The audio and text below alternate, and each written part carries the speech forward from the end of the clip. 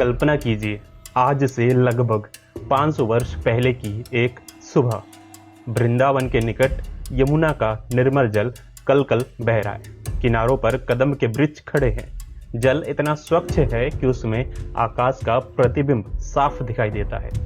ग्वाल बाल यमुना में कूदकर जल क्रीड़ा कर रहे हैं। श्री कृष्ण अपनी बांसुरी बजाते हुए तट पर खड़े हैं। कभी कालिया नाग का दमन इस यमुना में होता है, कभी गोपियों के साथ जल विहार की लीलाएं होती है, कभी यमुना तट पर रास की स्मृतियां जन्म लेती हैं। यमुना केवल एक नदी नहीं थी, वो ब्रज की धड़कन थी, वो मथुरा की आत्मा थी, वो वृंदावन का प्राण थी।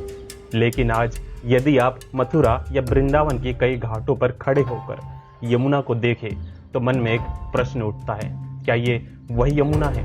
क्या ये वही नदी है जिसके तट पर श्री कृष्ण ने अपनी बाल लीलाएं की थी? क्या यही वो यमुना है जिसकी महिमा संतों, भक्तों और शास्त्रों में गाई गई है? या फिर हम अपनी आंखों के सामने यमुना का अस्तित्व खोते हुए देख रहे हैं? आज की ये कहानी केवल एक नदी की नहीं है, ये हमारी आस्था, हमारी लापरवाही और हमारी जिम्मेदारी की कहानी है। यमुना भारत की सबसे पवित्र नदियों में से एक मानी जाती है। उत्तराखंड के यमुनोत्री से निकलकर हजारों किलोमीटर की यात्रा तय करते हुए ये नदी अनेक राज्यों से गुजरती है और अंततः प्रयागराज में गंगा से मिल जाती है। लेकिन यदि किसी स्थान ने यमुना को सबसे अधिक आध्यात्मिक पहचान दी है तो है मथुरा और वृंदावन। ब्रज की कल्पना यमुना के बिना अधूरी है। केशी घाट, विश्राम घाट, चीर घाट, कालिया घाट, इमली तला, बंगाली घाट, इन सभी स्थानों की पहचान यमुना से जुड़ी हुई है। ब्रज के सैकड़ों भजन, पद और ग्रंथ यमुना की महिमा से भरे पड़े हैं। एक समय था जब यमुना केवल धार्मिक महत्व की नदी नहीं थी, बल्कि जीवन का आधार भी थी। लोग इसका जल पीते थे, खेती इसके जल से होती थी, पशु पक्षी इससे जीवन प्राप्त करते थे।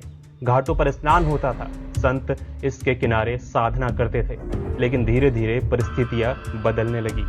जनसंख्या बढ़ी, शहर फैलने लगे, उद्योग बढ़े और विकास की दौर में सबसे बड़ी कीमत यमुना ने चुकाई। आज यमुना के प्रदूषण की बात होती है, लेकिन बहुत कम लोग समझते हैं कि ये प्रदूषण केवल एक दिन में नहीं आया, ये दशकों की उपेक्षा का परिणाम है। सबसे बड़ी समस्या है नालों का पानी। यमुना में सीधे या अप्रत्यक्ष रूप से बड़ी मात्रा में गंदा पानी पहुंचता है। घरेलू सीवेज, अनुपचारित अपशिष्ट और शहरी गंदगी वर्षों से नदी पर दबाव बढ़ाते रहे हैं। नदी का प्राकृतिक प्रवाह भी कई स्थानों पर कम हुआ है, जिसके कारण उसकी स्वयं को साफ करने की क्षमता कमजोर पड़ती चली गई। लेकिन केवल नालों को दोष देकर भी हम अपनी जिम्मेदारी से मुक्त नहीं हो सकते। मथुरा और वृंदावन आने वाले लाखों श्रद्धालु भी अनजाने में इस समस्या को बढ़ाते हैं। कई लोग पूजा सामग्री सीधे नदी में प्रवाहित कर देते हैं। प्लास्टिक की थैलियाँ, फूल मालाएं, कपड़े, मूर्तियाँ और अन्य सामग्री जल में छोड़ दी जाती है। किसी को लगता है कि ये श्रद्धा है, लेकिन जब करोड़ों लोग यही काम करते हैं तो उसका परिणाम प्रदूषण के रूप में सामने आता है। यमुना श्रद्धा का विषय है, लेकिन श्रद्धा और प्रदूषण कभी एक साथ नहीं चल सकते। यदि हम सच में यमुना को माँ मानते हैं तो क्या हम अपनी माँ के आंचल में कचरा डालेंगे? यमुना की स्थिति का एक और कारण है घटता हुआ प्राकृतिक प्रवाह। नदी तभी स्वस्थ रहती है जब उसमें पर्याप्त जल बहता है, लेकिन विभिन्न कारणों से कई हिस्सों में प्राकृतिक प्रवाह प्रभावित हुआ है। परिणाम ये हुआ है कि जहाँ कभी वेग से बहने वाली धारा थी, वहाँ कई बार स्थिर या धीमा जल दिखाई देता है। जब प्रवाह कम होता है तो प्रदूषण का असर और अधिक दिखाई देने लगता है। और फिर आती है सबसे दर्दनाक बात, हम यमुना के लिए भावुक तो बहुत होते हैं, लेकिन सक्रिय बहुत कम। यमुना पर हजारों भजन लिखे गए, यमुना की आरती होती है, यमुना अष्टकम का पाठ होता है, यमुना जयंती मनाई जाती है। लेकिन क्या हमने कभी सोचा है कि यमुना को हमारी भावनाओं से ज़्यादा हमारे प्रयासों की आवश्यकता है? क्योंकि नदी केवल आरती से स्वच्छ नहीं होती। नदी तब स्वच्छ होती है जब गंदगी उसमें जाना बंद हो, जब सीवेज का उचित प्रबंध हो, जब घाटों की नियमित सफाई हो।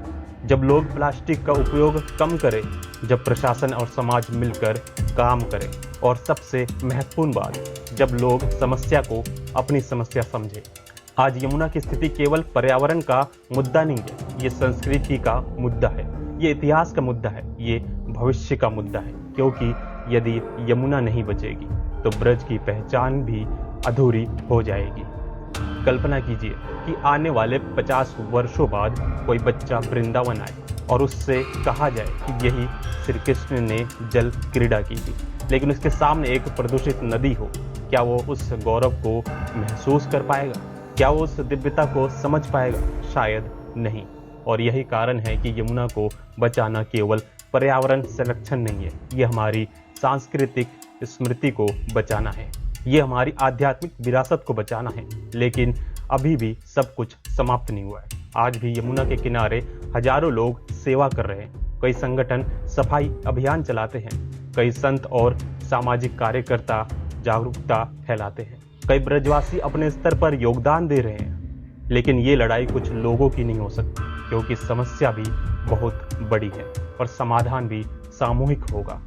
यदि हर श्रद्धालु केवल इतना संकल्प ले ले कि वो यमुना में कचरा नहीं डालेगा, प्लास्टिक का उपयोग कम करेगा और दूसरों को भी जागरूक करेगा, तो परिवर्तन शुरू हो सकता है। यदि प्रशासन सीवेज और अपशिष्ट प्रबंधन को और भी प्रभावशाली बनाए तो परिवर्तन तेज हो सकता है। यदि समाज और सरकार साथ आए तो यमुना का भविष्य बदल सकता है। जब भी अगली बार मथुरा या वृंदावन जाए तो केवल मंदिरों के दर्शन करके मत लौटिए। कुछ समय यमुना तट पर भी बिताइए, उस बहते हुए जल को देखिए और फिर कल्पना कीजिए कि कभी ये नदी श्री कृष्ण की बाल लीलाओं की साक्षी थी। फिर स्वयं से एक प्रश्न पूछिए, क्या आने वाली पीढ़ियां भी उसी यमुना को देख पाएगी जिसकी महिमा हम सुनते आए हैं, या हम उन्हें केवल कहानियां सुनाकर रह जाएंगे? क्योंकि यमुना का भविष्य किसी एक सरकार, किसी एक संस्था या किसी एक संत के हाथ में नहीं है। यमुना का भविष्य उन करोड़ों लोगों के हाथ में है जो उसे माँ कहते हैं। यदि हम सच में यमुना से प्रेम करते हैं तो अब समय केवल भावुक होने का नहीं, बल्कि जिम्मेदारी निभाने का है। आइए संकल्प लें, न हम यमुना को प्रदूषित करेंगे, न किसी और को करने देंगे। नदी को केवल पूजेंगे नहीं, उसकी रक्षा भी करेंगे। क्योंकि जिस दिन यमुना फिर से स्वच्छ, निर्मल और अविरल बहेगा, उस दिन केवल एक नदी नहीं बचेगी, ब्रज की आत्मा बचेगी, मथुरा की पहचान बचेगी, वृंदावन की धड़कन बचेगी और श्री कृष्ण की लीलाओं की वो अमर स्मृति बचेगी जो हजारों वर्षों से इस धरती को पवित्र बनाती आई है।